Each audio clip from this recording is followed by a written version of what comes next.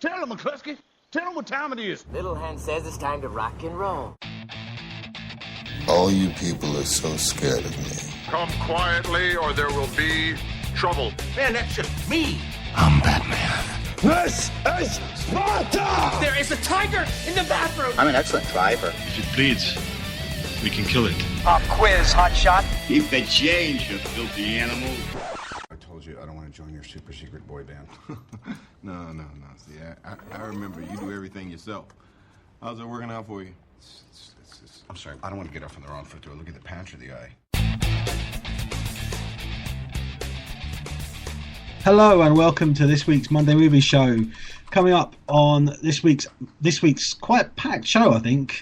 We have reviews of the following movies: a small, tiny, little film called Iron Man 3, the ultimate portmanteau anthology horror film in the ABCs of death, and Jack Black in a comedy called Bernie.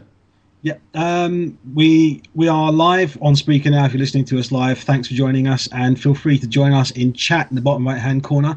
I'm Andrew, your host for this part of the show, and Stuart is my co-host for this part. We'll be switching roles on the DVD section. We'll be here with you through till about 9 o'clock this evening, the next hour and a half roughly. Before we go into those movies though, let's go through the UK. Let's actually do some news first. Okay. We'll do the news. I think we'll do the news before we do the box office top 10. Okay. Do you want to kick off? I've only got a couple. I think you should go because you've got quite a lot to go through, haven't you? Just three. MTV has gone and ordered a pilot for a TV series based on the movie Scream. If the pilot is successful, they plan to run a full series next summer. Nothing else is known about the project apart from MTV confirming that they're in discussions with the film director Wes Craven to handle the pilot. I did see about this, and I was going to put it in my news, but I didn't get a chance to get anything other than just a list of the title, and that was it. But there doesn't seem to have been a lot of information announced on this, so there's not a lot out there. But I'm kind of curious how they're going to stretch this out to be a series length. Yeah, I'm slightly curious as well. Scream works really well in the movie sense. I don't think it'll work really well in a TV sense because it'll just be more like the kind of programs that we've got out right now. It might even end up being like a killer of the week kind of thing, and those ones get really boring the more you go through a series. Whether it'll be able to handle a series, I doubt it. See how the pilot goes first, with Wes Craven supposedly doing the pilot. If he does do the pilot, will he come back and help out with the rest of the series though? It just depends. I don't think he's done anything on television apart from the Nightmare on Elm Street spin-off there was years ago, Freddy's Nightmares. I don't know how much involved he was with it. And he has says that he doesn't want to come back and do another Scream film. So whether his mind is set in the Scream universe anymore is to be believed. But we'll see how the pilot goes first. We can't see anything negative against it until we see what happens with the pilot. Yeah, you never know. The World's End, the third part in the Cornetto trilogy, has had its release date brought forward in the UK to July 19th. With that release date being brought forward, Kick-Ass 2, which was originally going to be released on July 19th, now will be released on August the 14th, the original date of The World's End. I'm looking forward to this. I mean, it's good news that it's been brought forward because that means that they've got at least some confidence in it. They've not pushed it back, which is normally the bad sign of something like G.I. Joe 2. So, I mean, I'm all for it. I've loved the Shaun of the Dead and Hot Fuzz, so bring it on. Twice it's been brought forward, actually. It was originally brought forward from, I think it was like an October release to August, and then it's been brought forward again from August to July. But there hasn't been a trailer released for it. No, there's the trailer. It's that kind of a film that you don't need a trailer for it. We know a fair bit of it already, and it's Edgar Wright and the two guys together, you know. Yeah, we still need a trailer though. You can't just throw a film out there without releasing a trailer. You need a trailer just to whet people's appetites even more. I don't know. Yeah, I'd be curious to see what happened if someone did. Okay then, what was the last film you can think off the top of your head that was released without a trailer being released? Oh, now you put me on the spot. It's hard to think that, because even little small films that get released direct to DVD has a trailer released at least a month, 2 months before the film's released. I recently went and saw that All Things to All Men, and it was quite okay. Yeah, but that's not you guaranteeing the fact that there wasn't a trailer released before the film. So you just went to see it just on a whim. So it's a hard question to answer, because I don't think it's happened before. I might be proven wrong. There might be somebody out there who's listening to this on the podcast saying, there's this film. So if there is, just let us know. At Cryptic Tadpole on Twitter. Just to prove me wrong. Final piece of news story from me. The director of Ju on the Grudge, Takeshi Shimizu, has been confirmed as the director of the live-action version of the Studio Ghibli film Kiki's Delivery Service. The film centers on a young witch who moves to a small town to help out people, only for her to lose her powers. 16-year-old figure skater Koshiba Fuka will play Kiki. However, Studio Ghibli will not be involved with the film. So, is this the first Studio Ghibli movie? You'll know, because you love them and you know everything about them. Is this the first one of theirs to be made live action? Yep. So this is going to be... I suspect then this will be like a testing ground. If it's good, they'll look at doing more of them. Because they have got... What have they got, about 10 films already out? More than that, isn't it? More than 10 films. More in the region of around 20, 25, I think. Yeah, so they've got plenty of a catalogue to go through and bring to the big screen in live action. So I'm suspecting this will be tested to see if it works or not, and if it does, we will see more future ones done. Well, Ghibli have got 3 films out in the UK this year, animated films. They have just finished a live action short, which is the first one they've ever done. It's out on the internet somewhere. I haven't watched it yet, so I'll give that a watch. Maybe I just want Ghibli to stick with animation. That's what they're good at. Okay, let's see. The couple of pieces of news that I've got. One is a bit more details regarding... We've had further names announced in connection with Marvel's Guardians of the Galaxy.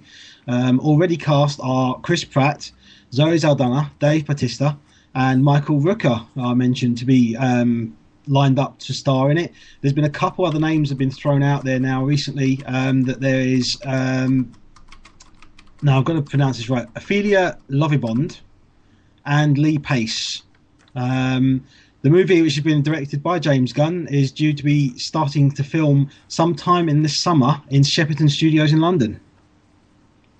Yeah, it's another one of those films that seems to be adding a hell of a lot more people to its cast, like X-Men Days of Future Past. There isn't a week gone by when you don't hear somebody else being added to the cast of it.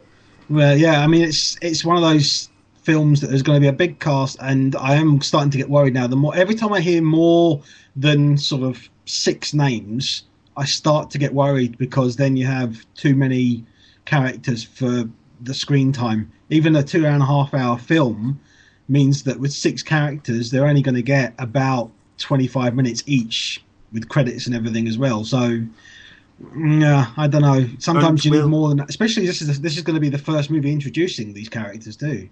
And will Gunn be able to handle it though? Because he hasn't been able to. He's only done smaller films on a smaller scale. So will he be able to handle it? Well, I think this is going to be more along the lines of I forget the name of it now. The movie that he did, which was a horror. Yes, Slither. It's going to be more along the lines. Super there. No, that's what I was thinking. It's going to be more along the lines of Slither than it will be Super, because there's going to be a heck of a lot of effects involved in this. Yeah, we'll see.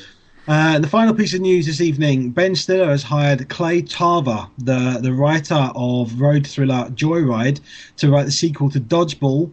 Rumours are abound that the movie will be starring both Vince Vaughn returning as Peter LaFleur and Ben Stiller returning as White Goodman, to have to join forces to battle a common enemy at the Dodgeball finals. Joyride, also known as Roadkill. Yeah, confusing that film. It was quite a okay thriller. It wasn't bad. If you've seen the DVD, you know it had some problems because it went through about 3 different alternate endings, which were all filmed and were put on the disc. It's one of those films that's interesting to see just how a film can be changed and go through changes when it's being made. Yet the sequel is awful. I haven't bothered. I knew it was going to be awful. Okay, let's go on to the UK box office top 10. Yeah, let's quickly motor through that because I think a lot of people are waiting for us to do the Iron Man 3 review and we want a bit of time with that. So, I'm number going 10. to wait until last to do that. We're going to string them along a bit.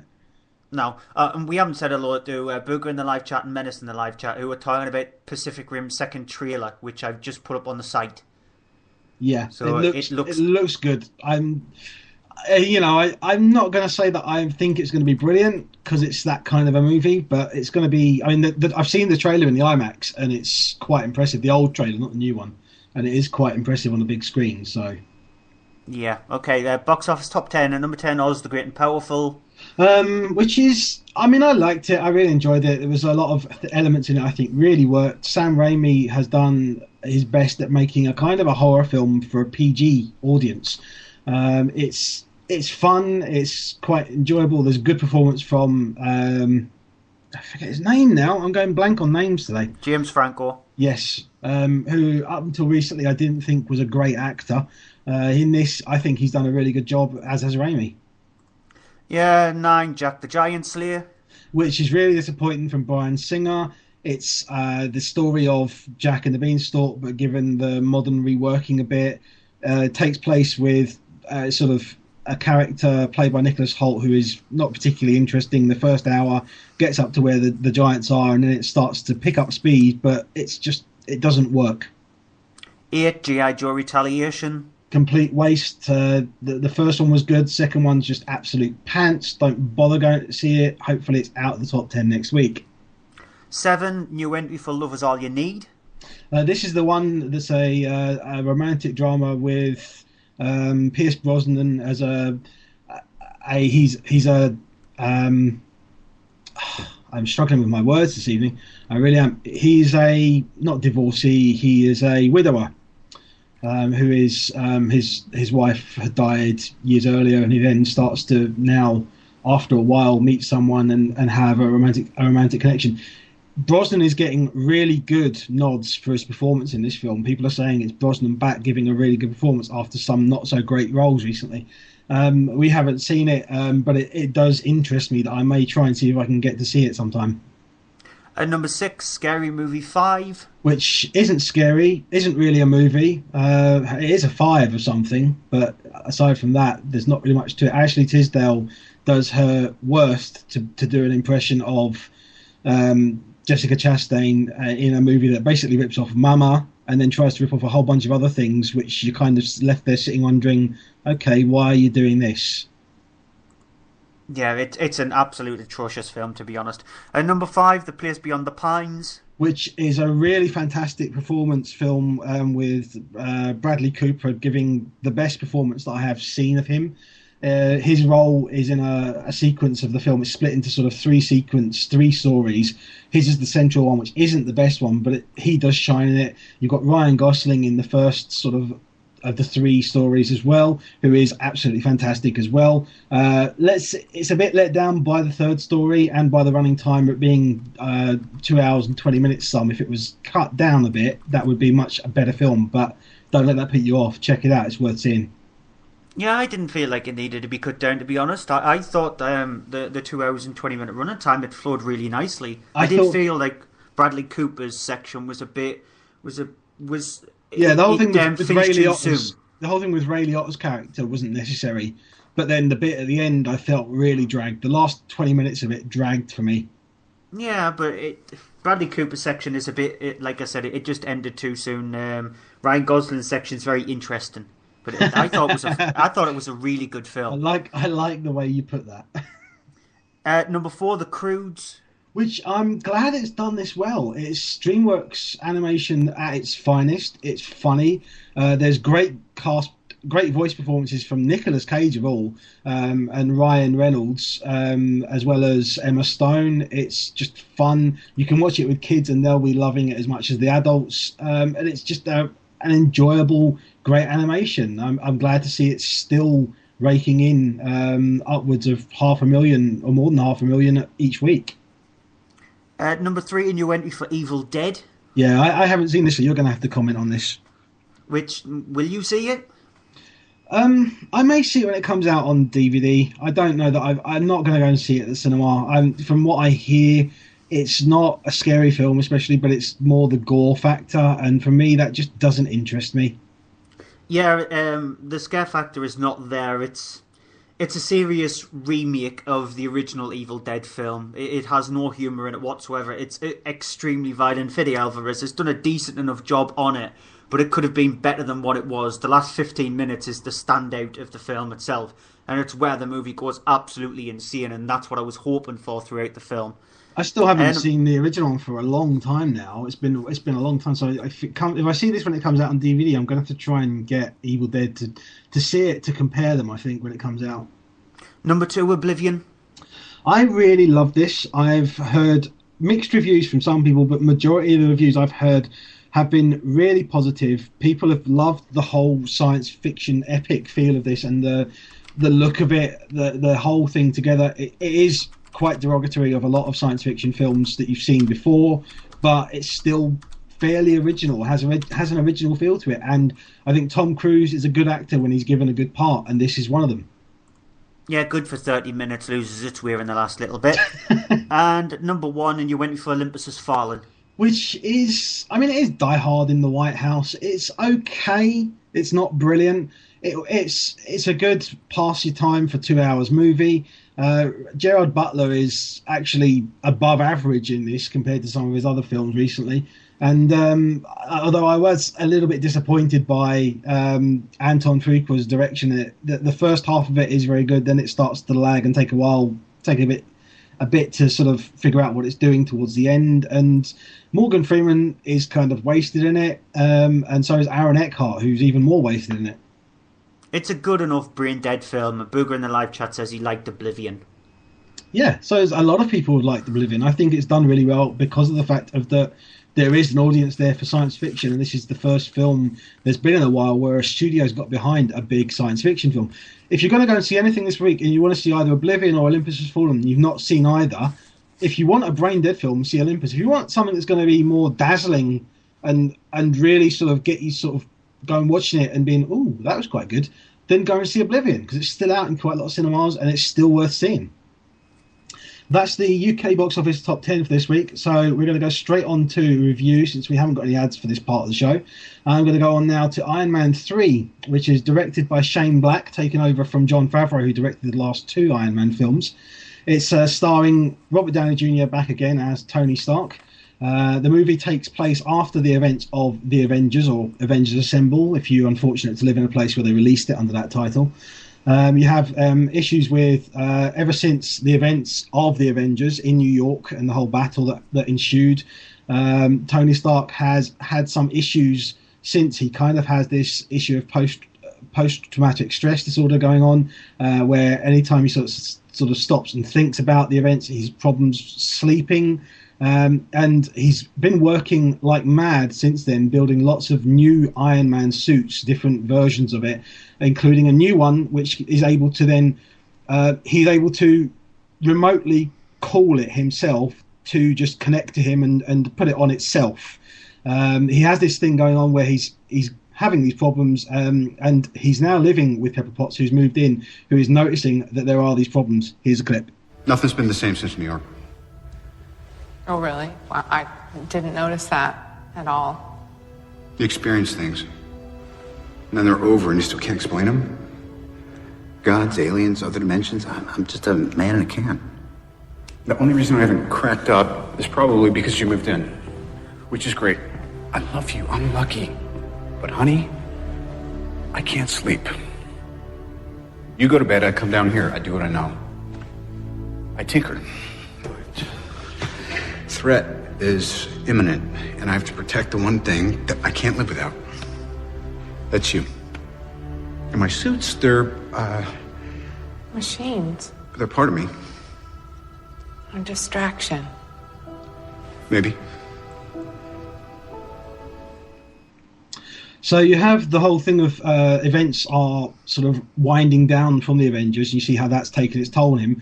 Meanwhile, in the world, there is this whole thing going on where there is the Mandarin, played by Ben Kingsley, who is hijacking airwaves, putting out messages of anti-American rhetoric and threats, while at the same time there is occasionally these terrorist bombings going on in certain locations, which the authorities are at a complete mystifier as to what is happening, how there's an explosion, there's no signs of a device and such, and he is making these threats that this is going on. There's also this thing at the time with Pepper Potts, who's running Stark Industries, is then met by someone who is an old friend who has been sort of chasing her for a while and is now kind of working his way into her life, played by Guy Pearce, who plays Aldrich Killian, who is a guy who's come up with this new technology called Extremis, which allows you to reprogram the human body. And there is a whole thing of he's then trying to win her away from Stark, as well as trying to work his way into Stark Industries as well. Here's the thing with Iron Man 3. There are people who are going to love this, and there are people who are going to hate it because of certain changes that have been made from the comics, which I'm not going to go into here because I do not want to spoil them.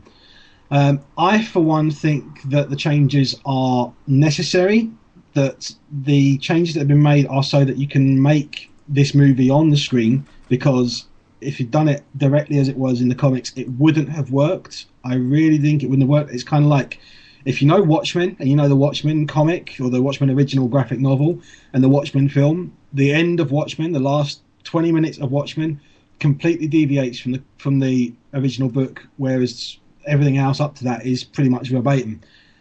It's the same thing here. If they'd done something that was exactly like in the comics, it wouldn't have worked.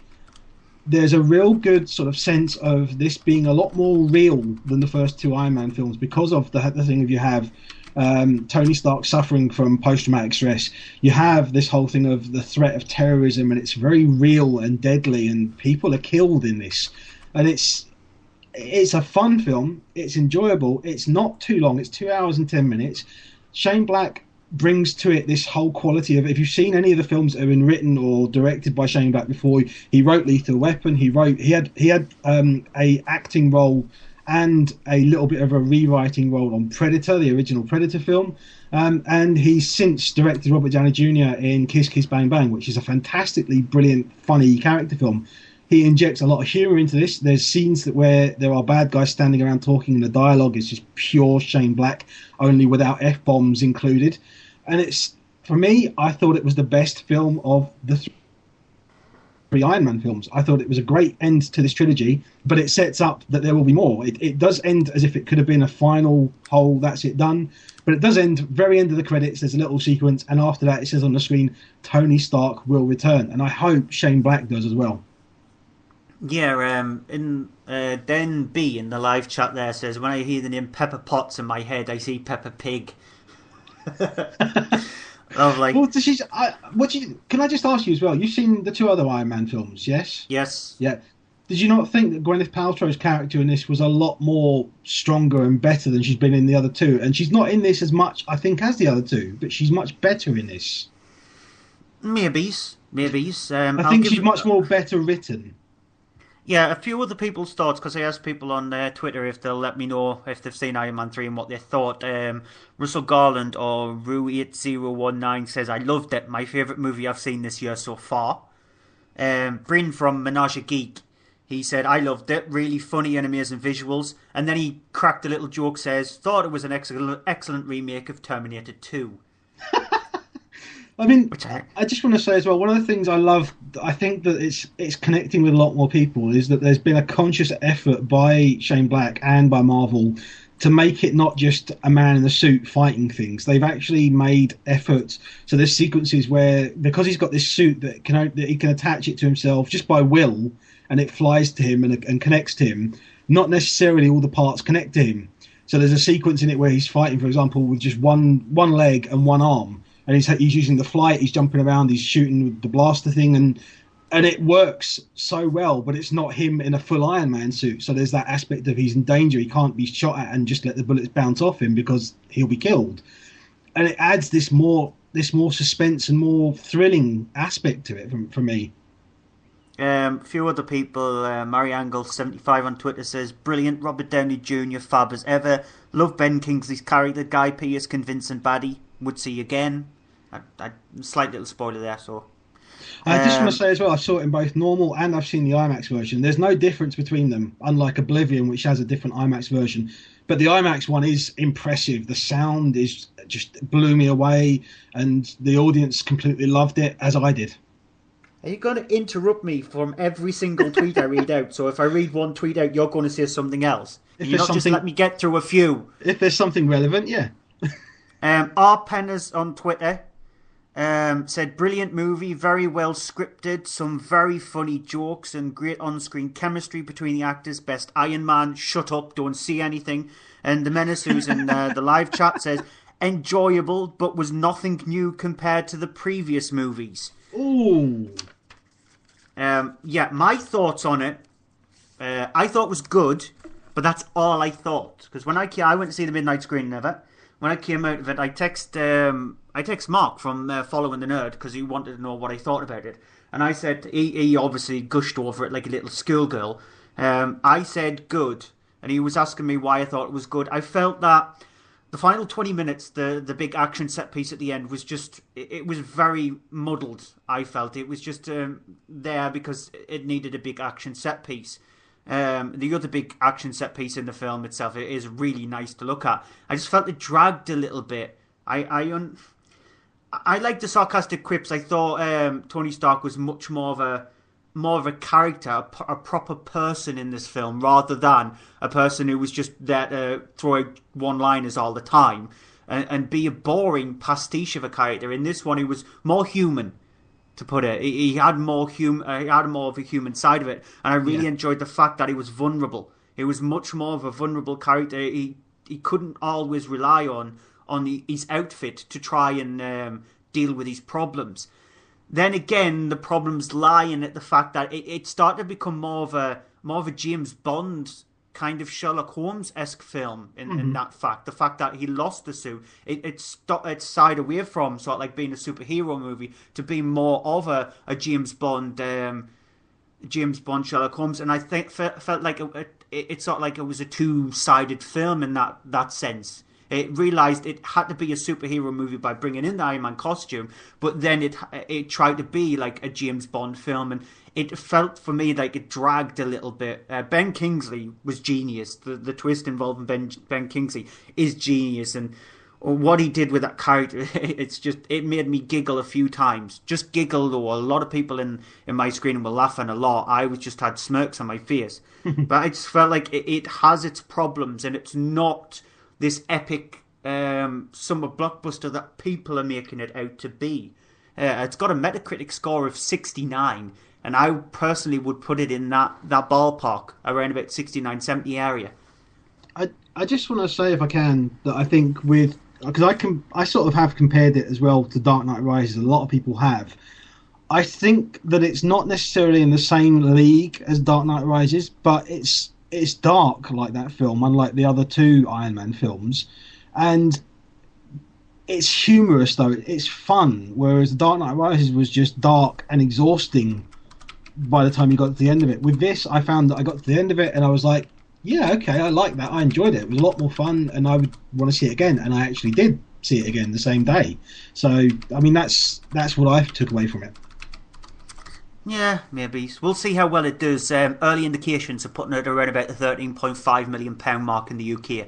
If that is the case, then it hasn't done as well as the Avengers, because the Avengers took around about 15.6. Supposedly, though, they are saying that because it's not opened in America until this week, supposedly everywhere else it has opened, it has exceeded the Avengers amount by about 10 million. Apart from the UK. Well, I mean the total amount. Yeah, well, the early indications are showing it at around about 13.5. When the Avengers came out, that was released around about 15.6 million. So we'll get the numbers tomorrow, and I'll post the UK box office top 10 up on the site. Yeah. So we'll find out then. I'll be interested to see that, because I have suspicions it will have got a big influx from the weekend from word of mouth. Yep, right. Next film, I'm just going to quickly go over to this because I could spend an entire show on this film alone, because it's The ABCs of Death. So if you've seen, anybody in the live chat has seen The ABCs of Death, let me know what you thought about it. It's the ultimate portmanteau film. Now, a portmanteau film is a movie that comprises of more than one film. It's about this one, in this case, it's 26 films. There's 27 different directors, because one film has two directors. What they were given was $5,000 budget. They were told to make a short film based on a letter of the alphabet. They were given a letter of the alphabet as well. And they were told the other thing that they had was their film could not exceed more than 300 seconds. Between 45 and 300 seconds. The shortest film in the bunch is directed by Ty West, and it's called Miscarriage, and it's on for 47 seconds. As you can probably tell, with this being a film that has 26 little mini movies in it, some of them do hit really well. Some of them actually work really well. There are a couple of really funny films in this. There is one good film called Dogfight. It's directed by Marcel Serramento, which has got a really interesting twist to it. It's about a bloke who's sort of like in a Fight Club-esque kind of area, and he has to fight a dog. And there's an interesting twist which involves that, and so that's one of the high points in the film. There's another one called Quack, which is directed by Adam Wingard, and he's been given the letter Q, and he hasn't a clue what to do with it, so he decides to come up with an idea where him and his friend shoot a duck. That's the idea of it, and it takes the mickey out of the whole ABCs of death, but it is actually quite funny. And then one of the other good films which I really enjoyed was XXL, which is directed by Xavier Gang, who did Frontier. And it's about a woman who's overweight. She gets teased a lot, and she decides to, let's see it, take implements to her body and cut herself down to size. It's extremely nasty to watch. And then you've got the opposite side of the coin, and you've got atrocious films. Like I've just mentioned there, the 47-second film, which is directed by Ty West, is just pointless. It's called Miscarriage, and you can probably guess what it's about. There is another film called Libido, directed by Timur Charjanto, which I'm not going to describe it because even I was disgusted by it. It is that bad. I was really disgusted by it. And the other one, which I thought was atrocious, is a movie called, you can probably guess from the title, it's directed by Noboru Iguchi, and it's called Fart. And all I'll see it's about God who decides to kill everybody in the world by a giant fart. And there is somebody who's obsessed with flatulence in the film.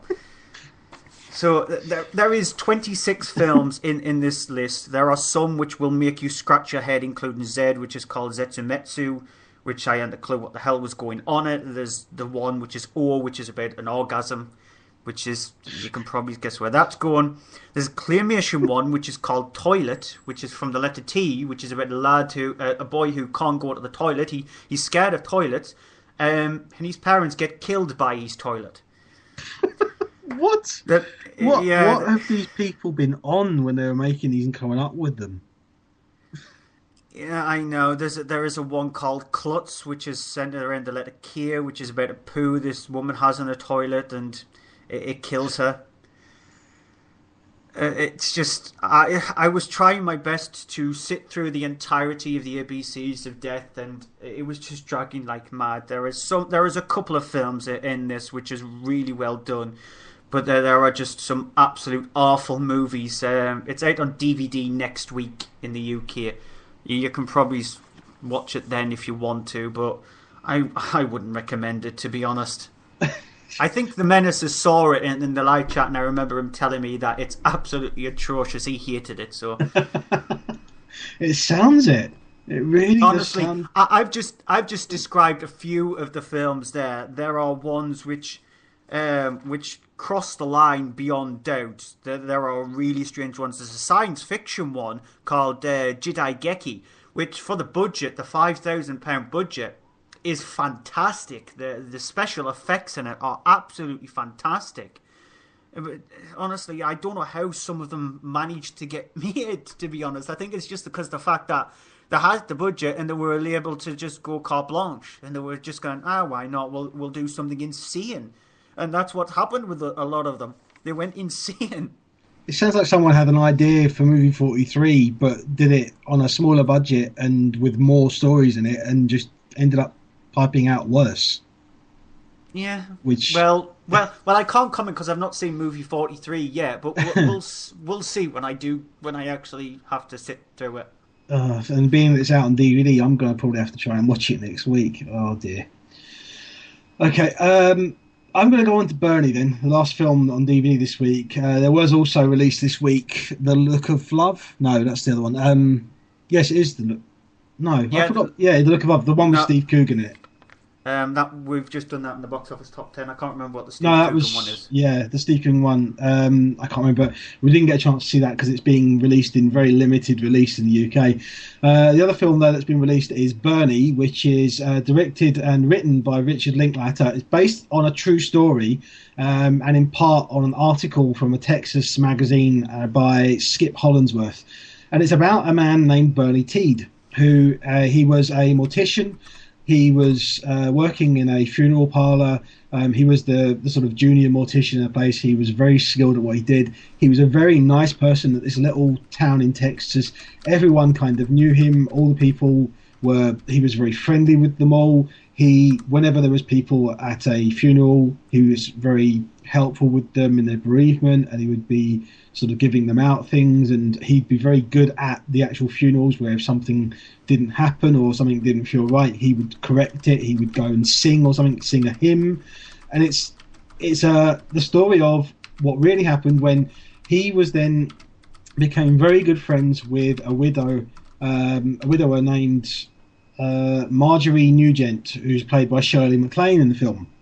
You have this friendship of the two of them that becomes kind of more than a friendship, not a real relationship, but a strong friendship where eventually he then becomes essentially her helper and someone who is at her beck and call a lot of the time. Then something happens, which I'm not going to say what it is, but events take a turn for the morbidly dark, humorous kind of stories.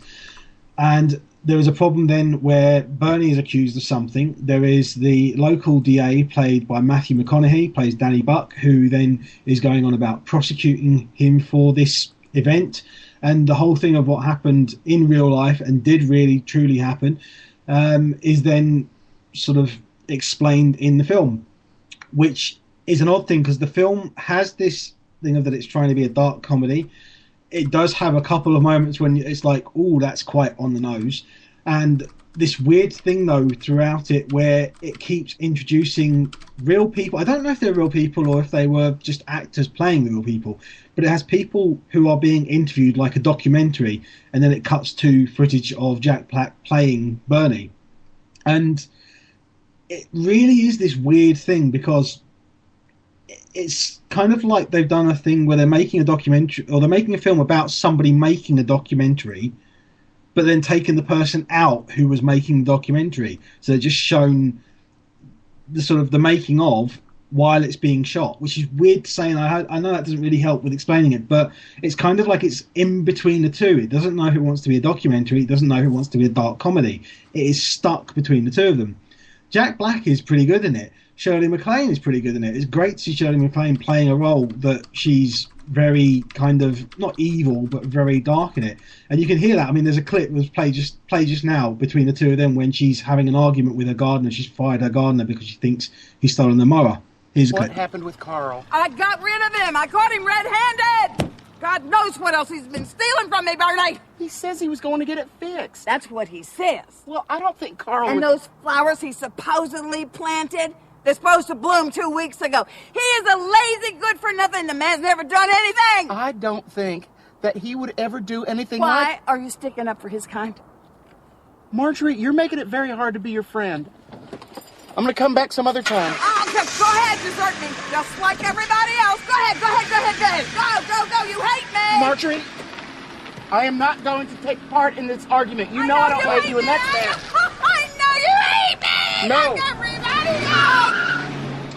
So you have this great performances from the three of them, from Jack Black, from Shirley MacLaine and Matthew McConaughey, but there's not really enough here to sort of base it around. It feels like there is more to this that needs to be shown or needs to be done, and especially given that it's a true story, that it kind of either there's not enough in this true story to make it into this film, or they've kind of left out a lot, which is what it feels like. It feels like there's more to this that we're not being told. There's questions over the whole thing of the relationship between Bernie and Marjorie, and the whole thing is really odd, but I'd be interested to see this made as a proper documentary, not with actors, but with a proper documentary crew going around filming it, interviewing the real people in the town, showing footage of the town and things that happened, because you get that in this, but it's been tried to be sort of dolled up, but it's not done enough that it's worth it on a cinematic level. It doesn't do anything special visually. It's kind of like a TV movie of the week thing, and that's where it kind of failed. It doesn't know, as I say, if it's being a documentary or being a feature film, and because of that, it's neither. Anything to say on that? Nope, because I have no interest in seeing it whatsoever, because I can't stand Jack Black. Well, I mean, the thing is, he's good in this. He's the best thing about it. It has this weird... I don't know how to describe it, but his performance is very kind of bottled up, and he's very good in it. But aside from the performances, there's not really a lot to this to keep it interesting. The only time I can actually stand anything to do with Jack Black is when he's doing Tenacious D, the band, not the film, because the film is horrible. But when he's in the band Tenacious D, that's the only time I can stand him. I just don't find him funny at all. I find him really irritating. It was good in School of Rock, though. School of Rock, which was also directed by Richard Linklater, who did this. Linklater? Oh dear. I've gone again. Let's call the whole thing off. Yeah, that's it for the cinema section of the show. Stick around on Twitter if you're listening live, or if you're not, you can just play it straight away. The next part will be up very soon. We'll be back in just a moment.